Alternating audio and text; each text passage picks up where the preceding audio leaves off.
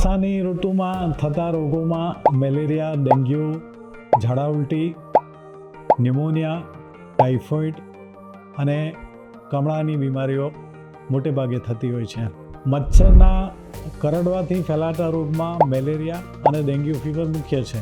બાકીના રોગો પણ થાય છે, પરંતુ જે ચિંતા ઉપજાવે એવા બે રોગો છે તે મેલેરિયા અને ડેન્ગ્યુ. ડેન્ગ્યુનો તાવ જે છે તે ચેપગ્રસ્ત મચ્છર એડિસ ઇજિપ્ટી તે કરડે તો તેનાથી વાયરસ શરીરમાં દાખલ થાય અને તેનાથી ડેન્ગ્યુનો તાવ શરૂ થાય છે. મચ્છર જે છે એડિસ ઇજિપ્ટી તેની બે વિશેષતાઓ છે. એક તો એ સારા ચોખ્ખા પાણીમાં એનું પોતાનું પ્રજનન કરે છે અને એ દિવસ દરમિયાન કરડે છે, રાત્રે કરડતા નથી. જ્યારે એનોફિલિસ મચ્છરની માદા જે છે તે રાતના અને દિવસના બંને ટાઈમ કરડે ને તેના દ્વારા મેલેરિયા થાય છે. ડેન્ગ્યુ ફીવર એડિસ ઇજિપ્ટી કરડવાથી થાય છે. એડિસ ઇજિપ્ટી બધા જ એડિસ ઇજિપ્ટી કરડે તો ડેન્ગ્યુ થઈ જાય એવું નથી. જે એડિસ ઇજિપ્ટીમાં ડેન્ગ્યુના વાયરસ છે શરીરમાં તે કરડે તો ડેન્ગ્યુનો તાવ થાય છે.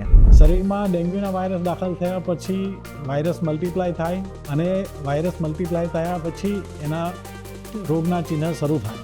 રોગના ચિહ્નમાં મુખ્ય તાવ આવે, શરીર દુખે, માથું દુખે, ઉલટી થાય, ઉબકા થાય, અશક્તિ લાગે, ભૂખ નહીં લાગે અને અનઇઝીનેસ લાગે. તો આ પરિસ્થિતિ જે છે તે સામાન્ય તાવની છે અને બીજા વાયરલ ઇન્ફેક્શનની જેમ જ છે. ડેન્ગ્યુનો તાવ જે છે તે વાયરસથી ફેલાતો રોગ છે. હવે જે વાયરસથી થતા બીજા રોગો જે છે, બીજા વાયરસથી થતા રોગો, તેમાં બી આ બધી પરિસ્થિતિ સામાન્ય જ છે. પરંતુ ડેન્ગ્યુમાં આ પરિસ્થિતિની સાથે ચોથે પાંચમે દિવસે શરીર પર ચામડીનું લાલ થવું અને ક્યારેક ચકામા પડવા એવું થાય છે. તો એ ડેન્ગ્યુની વિશેષતા છે. ડેન્ગ્યુના તાવ 3 પ્રકારના હોય છે. સામાન્ય તાવ, ડેન્ગ્યુ જે સામાન્ય તાવ છે જે રિકવર થઈ જાય છે અને એમાંથી માણસ સંપૂર્ણપણે સાજો થઈ જાય છે. તે કે જેમાં કોઈ કોમ્પ્લિકેશન નથી થતા.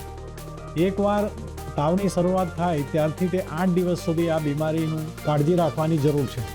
ડેન્ગ્યુનો તાવ 4 દિવસ સુધી ચાલે. 5મા દિવસથી શરીરમાંથી લોહીનું પરિભ્રમ, લોહીનું દબાણ ઘટી શકે. શરીરમાં ફેફસાના 2 પડ વચ્ચે પાણીનો ભરાવો થાય અથવા પેટમાં પાણીનો ભરાવો થાય તો એ 2 કોમ્પ્લિકેશન છે. પણ સામાન્ય તાવમાં એ કોમ્પ્લિકેશન થોડા અથવા તો ઓછા પ્રમાણમાં થઈ શકે. અને એના બીજા 2 પ્રકાર જે છે, ડેન્ગ્યુ હેમરેજિક ફીવર અને ડેન્ગ્યુ શોક સિન્ડ્રોમ, એ 2 ગંભીર પ્રકારની તાવ ડેન્ગ્યુની બીમારી છે. અને એમાંથી જો યોગ્ય સારવાર અને સચોટ નિદાન, તુરંત નિદાન થાય, સચોટ નિદાન થાય અને સંપૂર્ણ સારવાર મળે તો એમાંથી બી દર્દી બહાર આવી જાય છે. અને જો બીમારીનું પ્રમાણ વધારે હોય, વાયરસનો લોડ વધારે હોય, બીમારીનું પ્રમાણ વધારે હોય તો કોઈ વખત એ ઘાતક નીવડી શકે છે.